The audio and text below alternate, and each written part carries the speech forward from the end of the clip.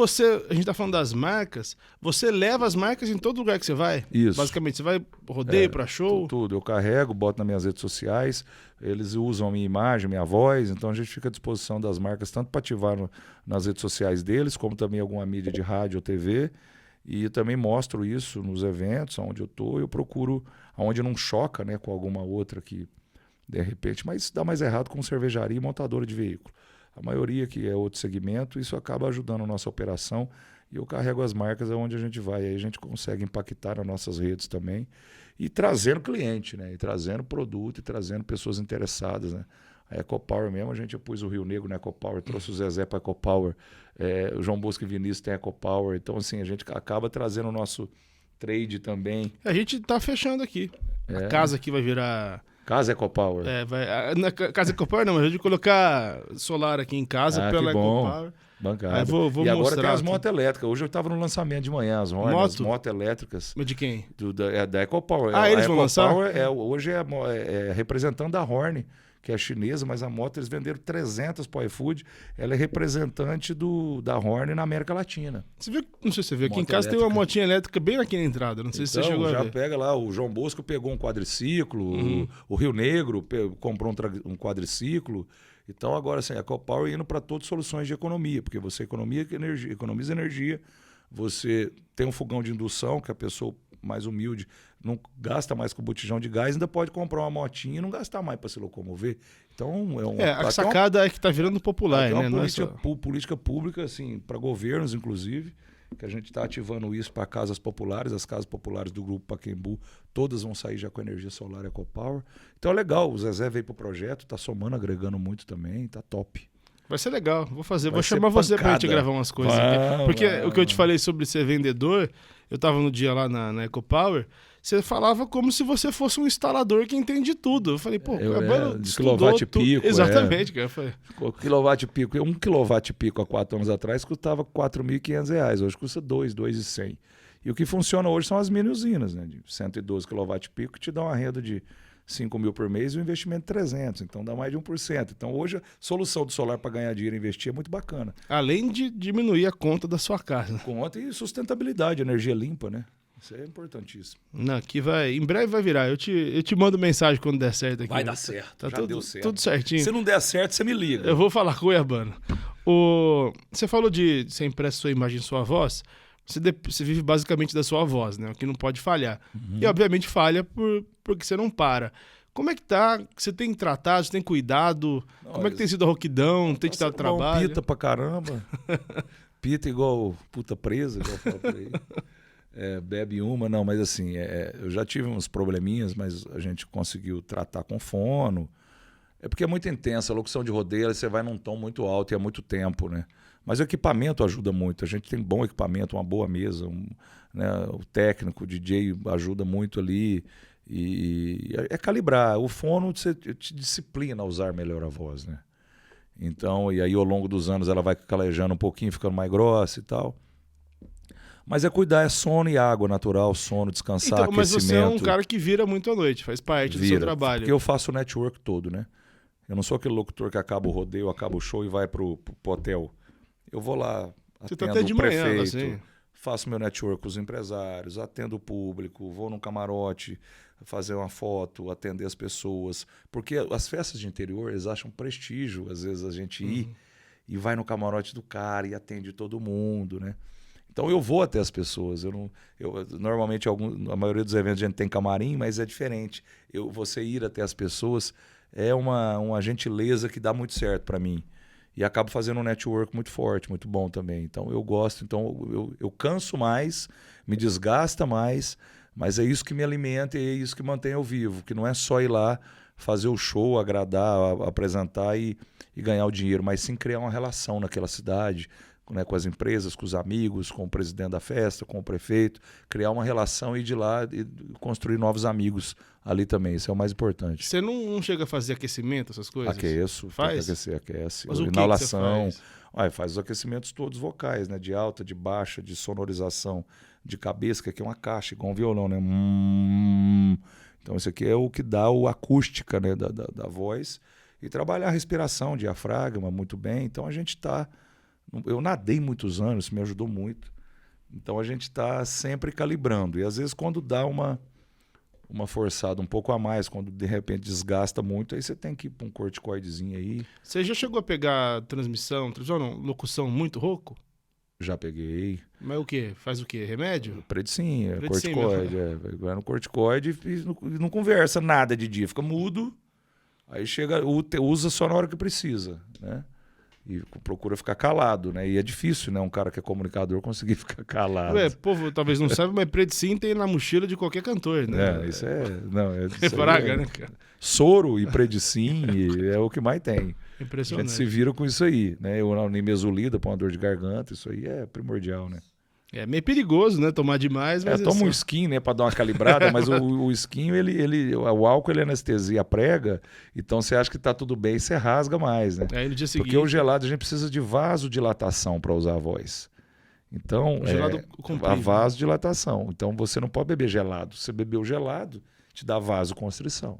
Aí a vasoconstrição é onde te calibra. Então, o aquecimento de voz, o que é? Para melhorar a vasodilatação. Você trabalha ela melhor, deixa ela aquecida e nada de álcool para não anestesiar. Agora, se tiver que tomar uma bebidinha quente, nada de gelado. Isso aí calibra bem. Bruno, tem um assunto que eu acho legal. A gente está hoje, nós somos...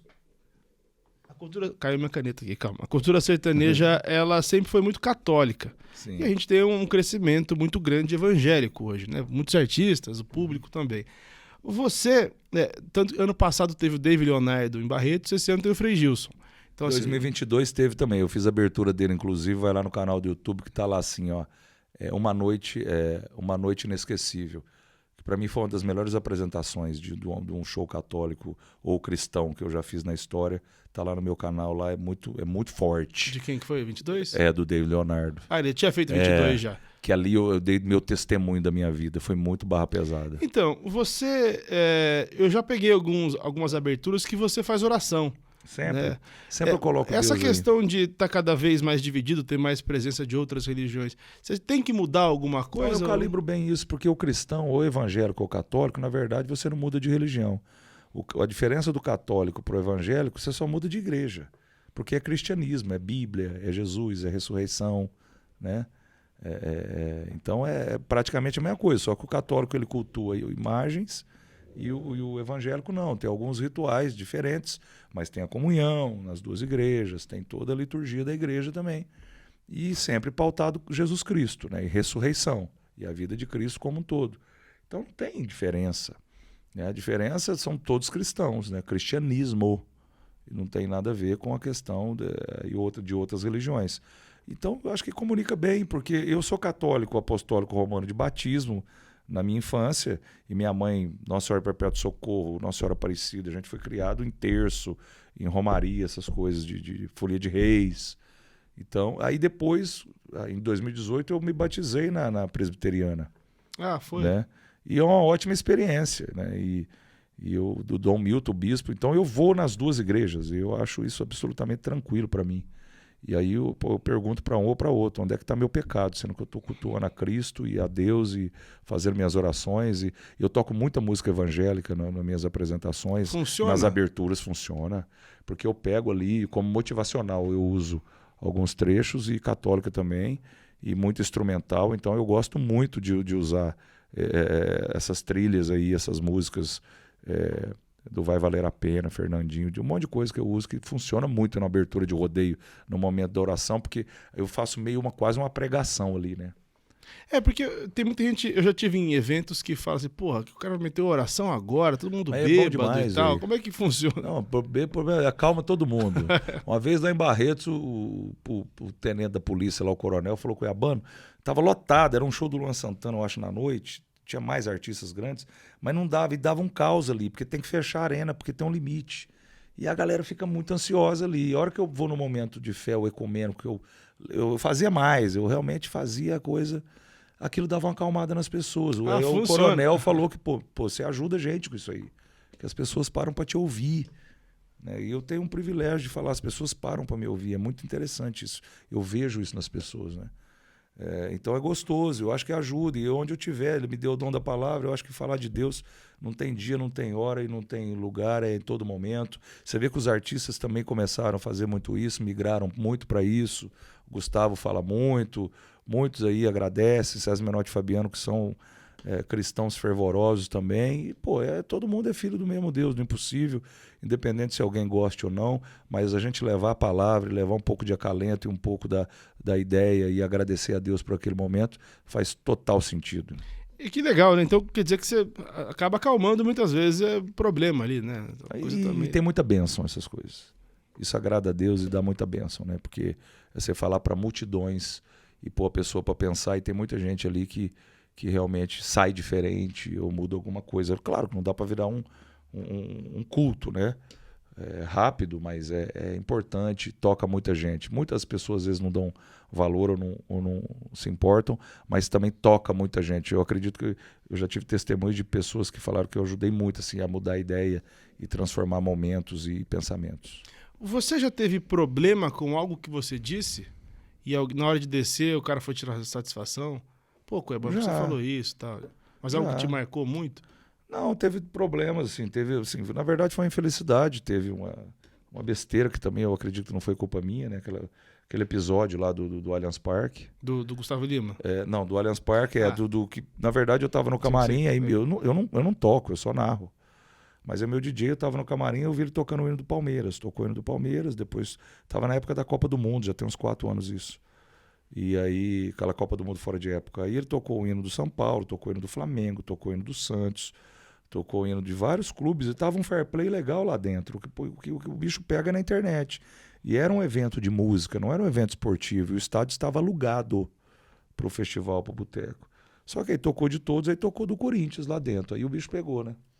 E aí respingou em mim, né, o DJ que tocou, mas isso respingou em mim, ele não tinha autorização para fazer isso. Era o seu DJ, por isso que sobrou. Aí eu tive alguns problemas, mas aí, graças a Deus, passou. Mandei uma mensagem para Leila e pedi desculpa aí para a galera da Mancha Verde, que minha descendência é italiana também. Mas aí passou e eu respeito muito. Eu nem sou muito de futebol, não acompanho futebol. Então acontece. Às vezes isso não foi culpa necessariamente minha, mas respingou em mim. Né? E do resto foi tudo tranquilo, é difícil. A gente tenta sempre o menos é mais. Eu estou muito mais cauteloso, muito mais atento, porque tem as ciladas das coisas, da própria energia, né? dos lugares, dos ambientes. Né? Mas graças a Deus, eu vou falar para você que 99% sempre foi assertivo. Tem algumas coisas que às vezes é uma falta de informação, que te passa às vezes uma informação errada, mas é muito difícil acontecer. Hoje a gente monitora isso bem. O que vai falar hoje, antes de chegar a mim, vem bem monitorado e vem bem pautado. Eu fiz uma gravação no Allianz também com amigos, ano retrasado, e eu sou corintiano, né? E eu também não postei nada, porque antigamente a gente até brincava com isso, né? Hoje não rola. Hoje tá difícil, as pessoas estão muito, infelizmente, né? Estão muito assim, compreensivas, né? Acho que tem pessoas que essa questão de torcida é complicada, porque existe a questão, às vezes, até do ódio, né? Que é uma palavra muito forte, porque futebol é pra família, né? Futebol não é para ninguém se pegar ou matar alguém, ou brigar com o outro, ou destruir o outro. Isso não é a gente tem que ser racional, né? A gente entende a paixão pelo clube, pela torcida, mas a gente respeita isso, mas tem que ser dentro. Nunca o respeito ao outro ser humano pode ser menor, né, do que qualquer paixão que você tenha. Acho que o respeito é o respeito e ponto final, entendeu? Qualquer situação. Eu te falei, até comentei agora do Gustavo, teve algum boteco que você falou de política que não era pra ter falado. E aí muita gente achou que o Gustavo fosse brigar com você. Aí você até ficou um ou outro boteco de fora, depois você voltou. Isso, ali foi também outra intercorrência. O que aconteceu naquela época? Eu defendo muito valores. E o sertanejo defende valores. O Gustavo também, pô. Sempre defendeu, sempre foi um cara família.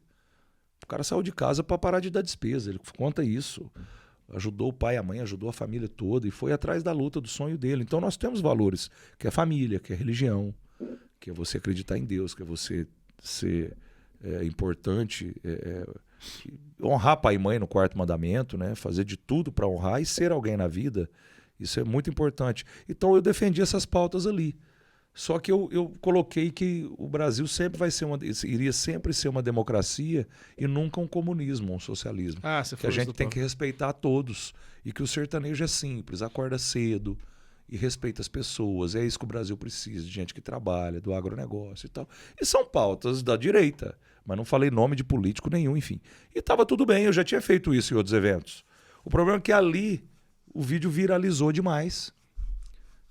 Demais até redundância, viralizou e todo mundo ligou a fala, a campanha, o Bolsonaro, alguma coisa assim, que isso era em maio, a campanha não estava, ia ser só no final do ano, ou nem ia ser naquele ano, e viralizou muito, e aí respingou nele, infelizmente, aí vem a mídia, coloca locutor bolsonarista para falar e tal. Não tem nada a ver, o Gustavo não teve culpa de nada, eu tentei fazer meu melhor, eu não queria, nunca achei que isso fosse acontecer. Se não tivesse viralizado o vídeo, não tinha acontecido nada. Porque eu já tinha feito isso em outros lugares, em Cuiabá, passou de boa.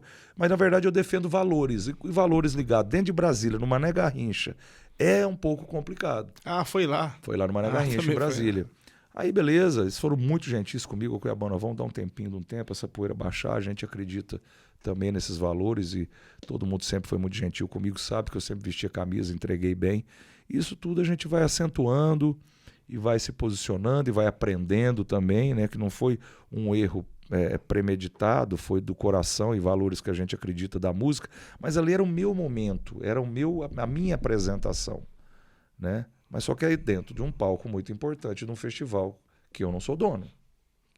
Então você tem que ir um pouco mais calibrado em relação a isso. E foi o que aconteceu. E depois deu tudo certo, voltamos para o boteco e fomos todo mundo feliz. E aí depois disso, todo mundo assumiu lá e foi para o lado do Bolsonaro mesmo. e tá tudo certo. Mas a gente aprende que... o Matuza fala um negócio assim... nem chegue tão perto onde você possa alcançar e nem fique tão longe onde você não possa ver. Então eu uso isso bem como regra hoje.